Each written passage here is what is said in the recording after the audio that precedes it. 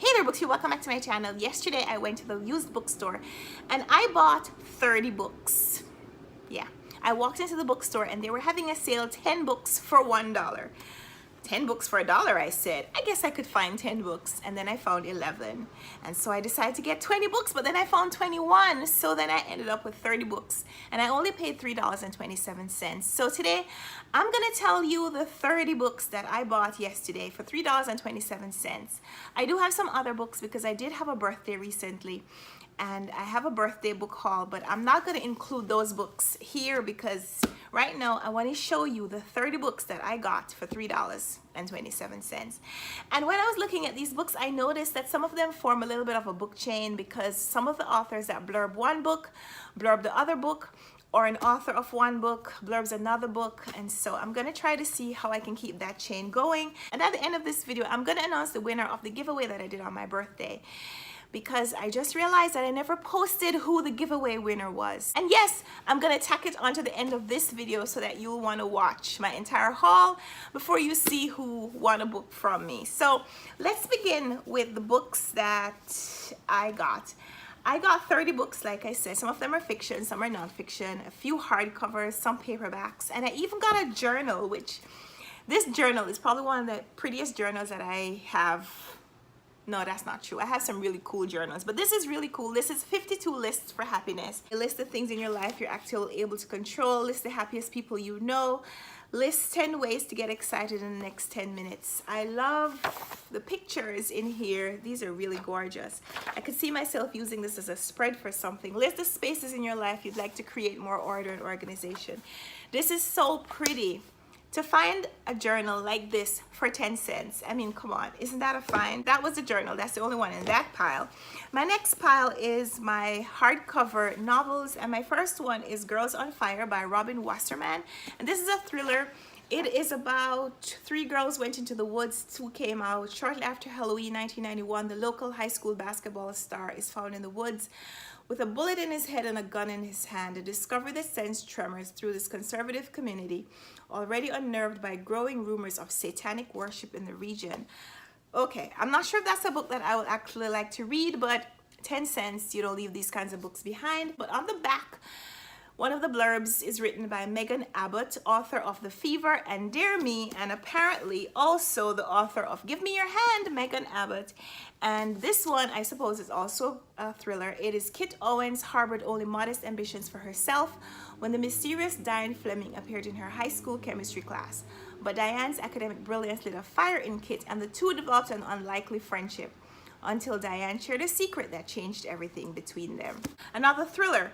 Now on the back of this one, Meg Wolitzer offers a blurb, and I don't have a book here from Meg Wolitzer, but I do have another book that she blurbed, and that is Fates and Furies by Lauren Groff, which was published I think in 2016 and did the rounds here on BookTube back then. I don't think I had a channel. Oh, this was actually 2015. And this tells a story of a couple. They met in the final months of college, and by graduation they had married in 1991. At age 22, Lodato and Mathilda are tall, glamorous, madly in love, and destined for greatness. There are lean romantic years that follow. Potluck parties in the Manhattan basement apartment, a wilting acting career that doesn't pay the bills, a household that seems to run on good luck. But a decade or so later, Lodato and Mathilda are on their way. He's a world-famous playwright. She's integral to his success. Their life and marriage are the envy of friends and the very definition of a successful partnership. But then you know that something is going to change. And so let's see who else blurbs this book. Meg Wolitzer. What else do we have that is blurbed by Meg Wolitzer? Do we have another book that she blurbed?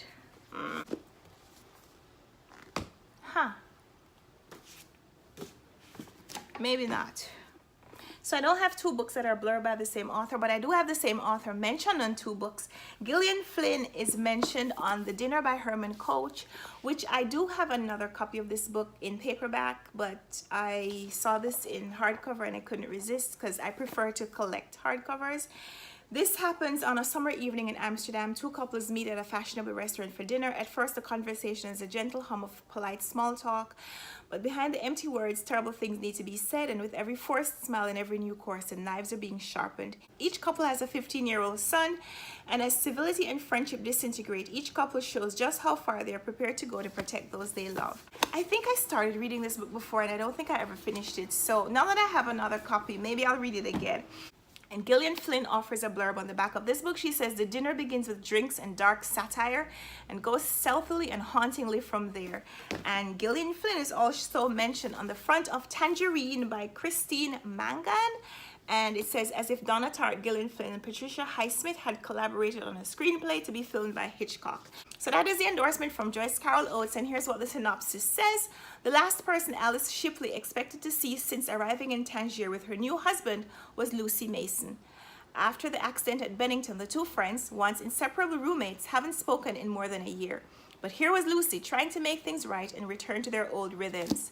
That's pretty interesting. I think Krista from Books and Jams read this one and raved about it recently, so I think I'm going to enjoy reading this one. Krista and I do have some similar tastes in books and other books that I have. Can I still continue this chain? Some of these don't have blurbs on the back. Yeah, I think my book chain broke, so I'm just going to tell you about the rest of the books. This is My Absolute Darling by Gabriel Tallent. This one says Turtle Alveston is tough. At 14, she roams the woods along the Northern California coast. The creeks, tide pools, and rocky islands are her haunts and her hiding grounds, and she's known to wander for miles. But while her physical world is expansive, her personal one is small and treacherous. Turtle has grown up isolated since the death of her mother, in the thrall of her father, a renegade survivalist whose towering eloquence can lapse unpredictably into violence. Turtle's social existence is confined to lonely days at the middle school, fending off the interest of anyone who might get close, to cribbage games with her declining grandfather, and to nights spent with her tortured father, practicing for the end of the world.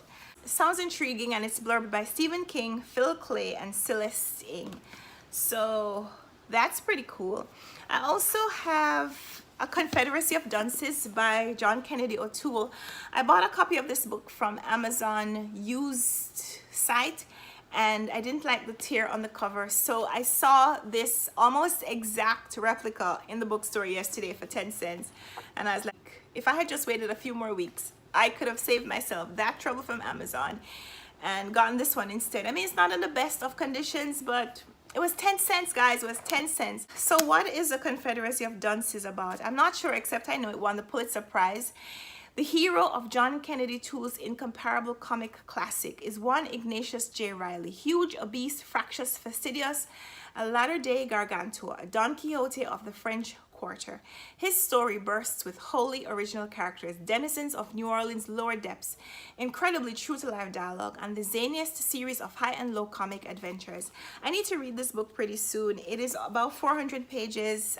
If anyone wants to do a buddy read of this one, let me know. I think I might have asked you that before. I need to read this pretty soon, though. Other books. I picked up another copy of Sing Unburied Sing by Jesmyn Ward. I'm going to be offering this to someone. I read it, I liked it. I didn't love it as much as a lot of other people did, but it did win the National Book Award, and I saw it in the store for 10 cents. So it's not in the best of conditions. It is used, but I think someone would appreciate getting this book. So when I find someone that I think will want to read this book, I'll just give it to them. What is Sing Unburied Sing about? Jojo is 13 years old, trying to understand what it means to be a man. He doesn't lack in fathers to study. Chief among them is black grandfather Pop, but there are other men who complicate his understanding. His absent white father Michael, who's being released from prison, his grandfather Big Joseph, who won't acknowledge his existence, and the memories of his uncle Given, who died as a teenager. There's a lot more in this novel. There's a ghost story, there's racism and the interaction between the different races in the very prejudiced and segregated South, and there's also discussion of spirituality and African-American traditions and supernatural beliefs. And there's a lot in this book, and if someone wants to read this, I'm going to give it to them. So yeah, when you see books for 10 cents, you don't really leave them. I do have another little bit of a chain because I have this hardcover by Michael Cunningham, which is The Snow Queen, but I also have his Pulitzer Prize book, The Hours. This one is hardcover. This one is paperback. I know this one won the Pulitzer. I don't know what this one is about. So this is the movie cover, which, you know, I'm not extremely excited about, but again, guys, 10 cents. The Hours, passionate, profound, and deeply moving. The Hours is a story of three women. Clarissa Vaughn, who one New York morning goes out planning a party in honor of her beloved friend. Laura Brown, who in 1950s Los Angeles suburb slowly begins to feel the constraints of a perfect family and home. And Virginia Woolf, recuperating with her husband in the London suburb and beginning to write Mrs. Dalloway. By the end of the novel, the stories have intertwined and finally come together in an act of subtle and haunting grace. So that is The Hours. And then his other book, The Snow Queen, which, if I was being consistent, I should have read the synopsis first because I was keeping all the hardcovers together, but it's okay. Michael Cunningham's luminous, compassionate new novel begins with a vision. It's November 2004. Barrett Meeks, having lost love yet again, is walking through Central Park when he is suddenly and inexplicably inspired to look up at the sky, where he sees a pale, translucent light that seems to regard him in a distinctly godlike way. Although Barrett doesn't believe in visions, or in God for that matter, he can't deny what he's seen. Okay, I'm intrigued. Other books. I have a lot of paperback novels. I have Jacqueline Woodson's After Tupac and Dee Foster. When Dee Foster enters Nika's and her best friend's lives, their worlds open up. Dee's the kind of girl who's been places and attracts attention. Before long, the three are inseparable, bonded by a passion for the music of Tupac Shakur. Jacqueline Woodson, she writes middle grade books, especially for African American teens. So I have another book that is a little bit similar. I have Walter Dean Meyer's The Glory Field, and this one is the story of one family from 18th century Sierra Leone to present day Harlem. The thread of a remarkable history runs through the heart of every member of the Lewis family, a family who can still see remnants of the shackles that enslaved some of its members. This is a story of pride, struggle, love, and the plot of land that binds generations together. So I do have these two books that are middle grade specific, probably, that are by African American authors and specifically for African American teen or middle grade audiences. So I'm gonna hold on to these. Maybe I can pass them on to some of the kids that I work with. Other books that I have The 12 Tribes of Hattie by Ayana Mathis. This is also an African American author. And this one, of course, is from Oprah's Book Club 2.0. So, you know, probably a great endorsement to have Oprah say your book is great. In 1923, 15-year-old Hattie Shepherd, swept up by the tides of the Great Migration, flees Georgia and heads north. Full of hope, she settles in Philadelphia to build a better life. Instead, she marries a man who will bring her nothing but disappointment and watches helplessly as her firstborn twins are lost to an illness that a few pennies could have prevented. Hattie gives birth to 9 more children, whom she raises with grit, mettle, and not an ounce of the tenderness they crave. She vows to prepare them to meet a world that will not be kind. Their lives, captured here in 12 luminous threads, tell the story of a mother's monumental courage and a nation's tumultuous journey. I don't think I've ever heard what this book was about before now. I'm gonna read this. I probably will read this before the end of the month. I'm adding this to my September TBR, guys. Okay. Other books. Mathilda Savitch by Victor Lodato. Fear doesn't come naturally to Mathilda Savitch. She prefers to look right at the things nobody else can bear to mention. For example, the fear that her beloved older sister is dead, pushed in front of a train by a man still on the loose. Her grief-stricken parents have basically been sleepwalking ever since, and it is Mathilda's sore mission to shock them back to life. Her strategy? Being bad. She starts sleuthing through her sister's most secret possessions, emails, clothes, notebooks, whatever her determination and craftiness can ferret out. But she must risk a great deal. In fact, she has to leave behind everything she loves in order to discover the truth. Mathilda Savitch is a debut novel, and while I don't know whether this author or main character is African American or not, the bridge between this and some of the others is that this has a child main character as well. So let's say that that is that bridge. Then I have some books that are by Nobel Prize winners. I have Alice Munro's Dear Life. Alice Munro also won the Man Booker International Prize, but she's also a Nobel Prize winner for literature. Dear Life is short stories, so I don't know what those stories are about, but it does say her characters are flawed and fully human. Their stories draw us in with their quiet depth and surprise us with unexpected turns. And while most are set in her signature territory around Lake Huron, some strike even closer to home. An astonishing suite of 4 autobiographical tales, offer an unprecedented glimpse into Munro's own childhood. So we're using that as the bridge to other Nobel Prize winners. I do have Snow by Orhan Pamuk. An exiled poem named Koch returns to Turkey and travels to the forlorn city of Kars. His ostensible purpose is to report on a wave of suicides among religious girls forbidden to wear their headscarves. But Koch is also drawn by his memories of the radiant epoch, now recently divorced.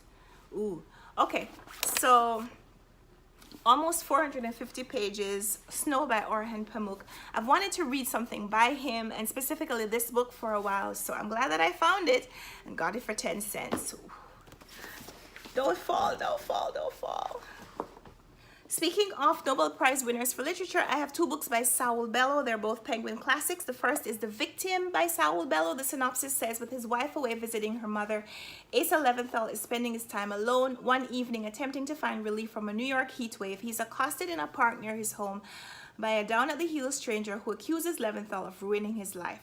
When his immediate indignant denial has no effect, Leventhal gradually succumbs to the man's story and comes to believe that he has in fact caused the man irreparable damage. Unable to shake the stranger loose or stop his own self-doubts and suspicions, Leventhal descends into a nightmare of paranoia and fear. That is The Victim. And then we have Mr. Samler's Planet. Synopsis says, Mr. Arthur Samler, a survivor of the Holocaust, haunted by memories of his literal escape from the grave, is living out his days in New York City. An intellectual who once thrived on the great works of Western literature and philosophy, he now occasionally lectures at Columbia University. A registrar of madness, he records the degradations of city life while looking deep into the sufferings of the human soul. While the world anticipates the first lunar landing and visions of utopia vie with predictions of imminent apocalypse, Samler finds himself intrigued by the possibilities of the future and edges closer toward empathy with his fellow mortals. At its heart, the novel is quintessential Bellow, moral, urbane, sublimely human. I've never read anything by Saul Bellow, so I'm glad to have found these two books by that Nobel Prize winning author. Other books that are prize winners, I don't know if Dostoevsky ever won an award, but he should have. I picked up Crime and Punishment by him. This is a murder story told from a murderer's point of view that implicates even the most innocent reader in its enormities. It is a cat and mouse game between a tormented young killer and a cheerfully implacable detective. This one was first published in 1866. A little over 500 pages. Crime and Punishment. This is a translation by Richard Pevar and Larissa Volokonsky. Crime and Punishment by Fyodor Dostoevsky. So far, I've only read one of his novels, and that was The Idiot. And I've been wanting to read more from him, so I was really happy to find this one in such great condition for 10 cents, which means that now I could read some Dostoevsky at my leisure. Probably won't happen. I have The Imperfectionist by Tom Rackman, which, because it is a paperback, it doesn't have a synopsis on the back, except it is about the topsy-turvy private lives of the reporters and editors of an English language newspaper in Rome. I know I read this one from the library some years ago, maybe when it was first published, which was when exactly? 2011. So I don't remember the details. I know I read it, but I'll probably read it again because a lot was said about this book when it was first published. And in the back, there's a reader's guide, which is a conversation between the author Tom Rackman and Malcolm Gladwell, who's one of my favorite nonfiction writers. So I'll probably reread this at some point. I have two more paperbacks. The first is Shanghai Girls by Lisa C. This says, in 1937, Shanghai, the Paris of Asia, 21-year-old Pearl Chin and her younger sister May are having the time of their lives. Both are beautiful, modern, and carefree until the day their father tells them that he has gambled away their wealth and that to repay his debts, he must sell the girls as wives to suitors who have traveled from Los Angeles to find Chinese brides. As Japanese bombs fall in their beloved city, Pearl and May set out on the journey of a lifetime, from the Chinese countryside to the shores of America. Though inseparable best friends, the sisters also harbor petty jealousies and rivalries. Along the way, they make terrible sacrifices, face impossible choices, and confront a devastating, life-changing secret. But through it all, the two heroines of this astounding new novel hold fast to who they are, Shanghai Girls. This reminds me of The Buddha in the Attic by Julie Otsuka, about the Japanese mail order brides, but here we have the Chinese brides as well. That's interesting. And then the other one that I have is maybe a bridge between my fiction and nonfiction. This is The Opposite of Loneliness by Marina Keegan. This is a collection of essays and stories, so I think some fiction, some not. And Marina Keegan, she died? I didn't know that. She was an award-winning author, journalist, playwright, poet, actress, and activist. Her nonfiction has been published in the New York Times. Marina's final essay was entitled The Opposite of Loneliness. Okay, forgive me because maybe I should have done some research. I don't know anything about Marina Keegan, but she's deceased. So, wow, that's really sad.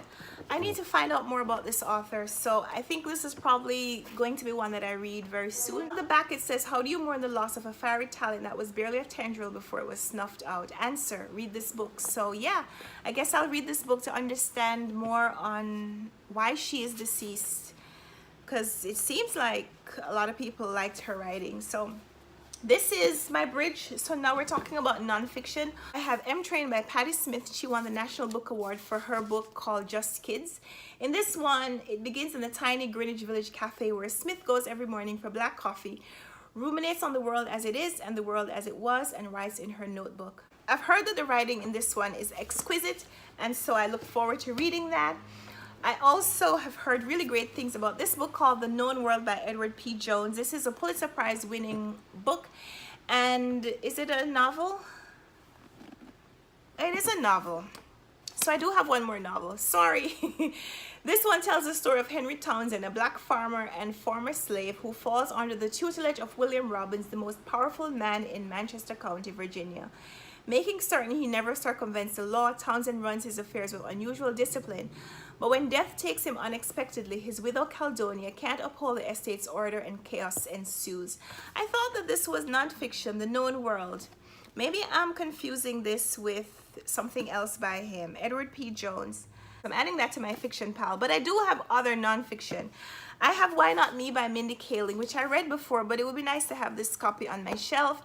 This one is, I think, the second book that she wrote. Her first one was Is Everyone Hanging Out Without Me? So in this one, she shares her ongoing journey to find contentment and excitement in her adult life, while she deals with some of the challenges and compromises of being a successful young woman and not being able to do everything that everyone else is doing. Other nonfiction books that I have Tiffany Haddish, her memoir, The Last Black Unicorn. And in this one, she talks about growing up in one of the poorest neighborhoods of South Central Los Angeles. She learned to survive by making people laugh. And now that she's a high-paid comedian, I guess she's the one who's laughing last. Last Black Unicorn, or Last Woman Laughing. Then I have Hillbilly Elegy by J.D. Vance. This is a memoir of a family and culture in Christ. Ooh. It's a bookmarker, all ripped up. It just fell out. Hillbilly Elegy is a passionate and personal analysis of a culture in crisis, that of poor white Americans. The disintegration of this group, a process that has been slowly occurring now for over 40 years, has been reported with growing frequency and alarm, but has never before been written about as searingly from the inside. In Hillbilly Elegy, J.D. Vance tells the true story of what a social, regional, and class decline feels like when you are born with it hanging around your neck.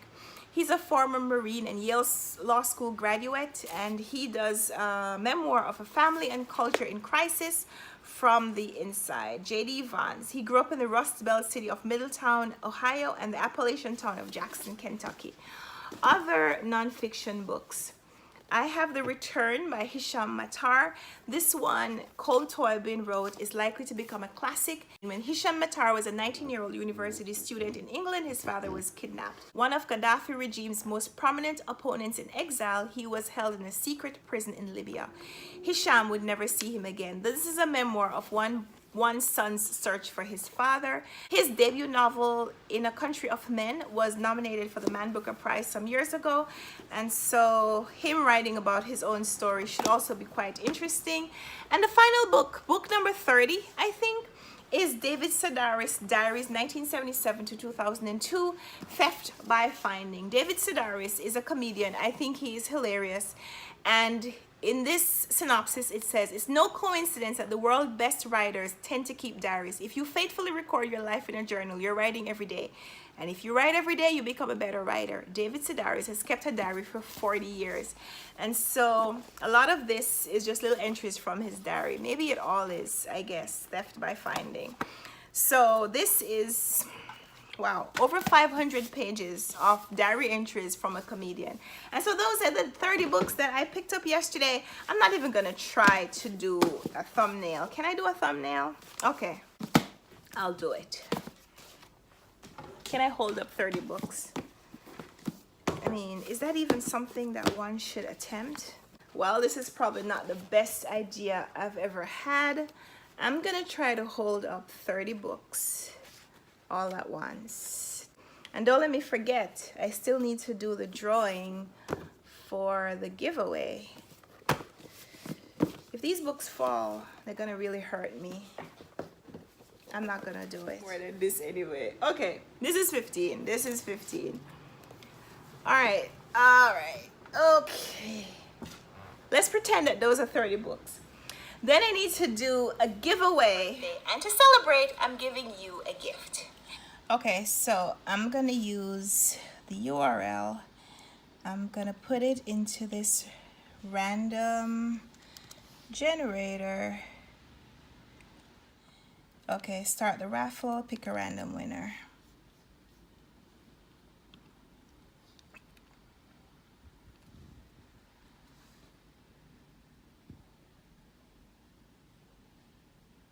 Oh my goodness, hierarchy of reads. Yay! You just won! You won, you won, you won! So Tiffany from Hierarchy of Reads just won herself a copy of Flights by Olga Tokarczuk. If you already have a copy of that book, Tiffany, and you want to pick something else from Book Depository, let me know that. I'm gonna send you a message, and I guess we'll talk about how to get the book delivered to you pretty soon. So thanks to everyone else who participated as well. I'm sorry I couldn't give a book to everyone who entered the giveaway, but next time, please enter again, and you know, maybe next time you'll be the winner. So thanks for watching this video. Leave me a comment down below. Let me know if there's a book that I talked about today from my awesome 30 book haul that you wanted to hear a little bit more about or want to read with me. I'm always interested in doing buddy reads, and let's talk in the comments. So thanks for watching this video, and we'll talk down there. So until next time, happy reading.